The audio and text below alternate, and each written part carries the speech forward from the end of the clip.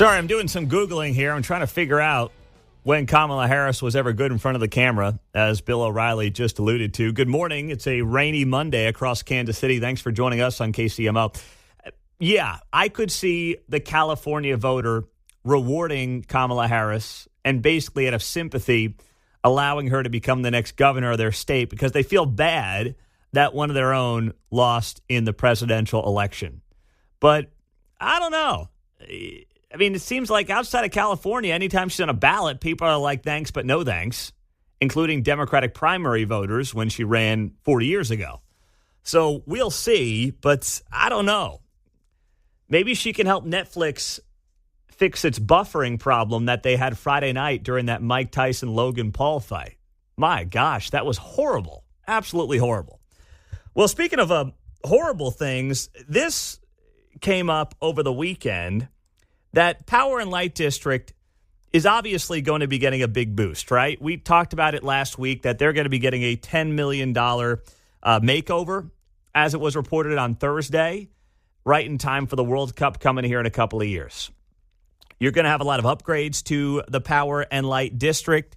It's amazing, too, if you're a tenant, you're getting 7 figures worth of upgrades. That's a hell of a tenant deal. I didn't know those existed out there. You pay rent, and then they upgrade your patio at the pizza bar for 7 figures. That's a great setup if you're the Power and Light District. So that came down late last week, and then this story came out from the Kansas City Magazine.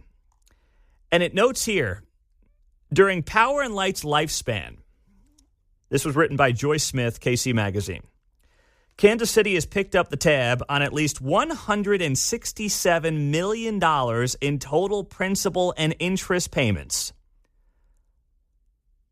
over the 16 years Power and Light's been around, through April of 22. This was first reported by the Kansas City Business Journal. I think that figure would have been closer to 200 if it wasn't for the Iowa State fans coming down every Big 12 tournament spending their money here. Drinking all the damn Busch Light this town has to offer. They love themselves some Busch Light there, those Cyclones fans. They You're right. travel well. We welcome them. They sure do. $167 million in principal and interest payments, basically. And we knew that number was big. We've talked about how the city's been subsidizing Power and Light District since it came to be, since it's existed. But I didn't realize it was to the tune of $167 million. Now the city says, let's dump another $10 million into this thing, which continues to lose money year after year.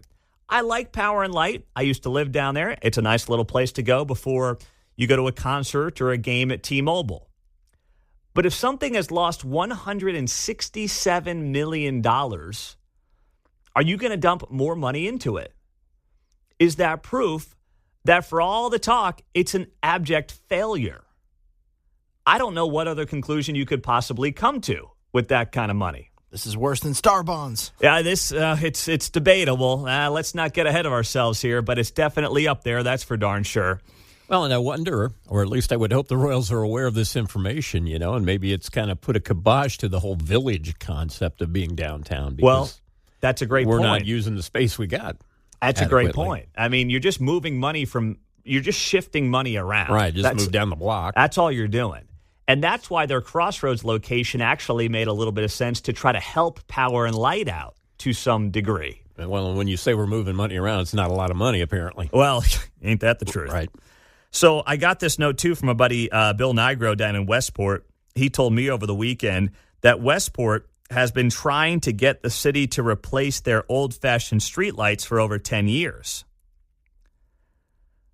They want newer streetlights in Westport, right? Another entertainment district. They've dealt with, obviously, plenty of crime issues, and Westport pays an arm and a leg for its own security. And instead, Power and Light's getting $170 million over 16 years. Now they're getting another $10 million. That's an astronomical amount of money. And apparently, the city's planning and has to pay $1.5 million a month to pay off Power and Light through 2040. Another 15 years of this. And this number really blew my mind as well. And I don't believe this for a second. You tell me if you believe this at 913-408-7957. Talking about the upgrades that are coming to Power and Light for $10 million. So it says here, and I did the math on this, and I can't possibly figure out how they come to this number. But they say here, the emphasis will be on upgrades to the Kansas City Live block, dubbed Kansas City's Living Room, which has about 6 million visitors a year. For the Miller Lite Hot Country Night concert series, NCAA men's and women's Big 12 basketball tournaments, cultural and community gatherings, charity events, New Year's gatherings, and lively watch parties for sports events of all kind. 6 million visitors a year? That is more than double the amount of people who live in the Kansas City metro. There is no freaking way that Power and Light draws 6 million people a year. That would be, on average, 16,500 people a day. That's the amount of people that fit in T-Mobile Center every single day at Power and Light. You know how many times I'd walk through Power and Light on a random Tuesday and it's dead? There's not more than a couple of people and a homeless guy walking through. Now, I know you'll say, well, they got the Hot Country Nights and, people are going down during a big Chiefs game. Okay, what are we talking then? A few dozen nights a year where you get that massive amount of foot traffic? A few dozen. There is not a chance in hell that they are getting 6 million people down to Power and Light a year. It's just impossible, John. The math doesn't add up. Sounds like the streetcar count. Well, yes. Right, where you're counting you in and out. Yes. I mean, if you counted people leaving and coming back and forth through that living room, yes. then maybe. Thank you. And I have been there dozens of times, and amazingly, there's never a guy who's taken a count on how many people are coming through. The guys that'll sit there with their little... Yeah, nobody's counting those. No. There's not a single person doing any of that. There's several ways in, too, on top of that. Well, yeah. You can get in from, there's the two main ways in from the south side, and then there's other ways in as well.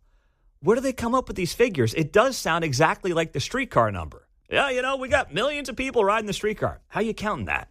No, there's no tickets. Where do these numbers come from? Just poof, right out of thin air.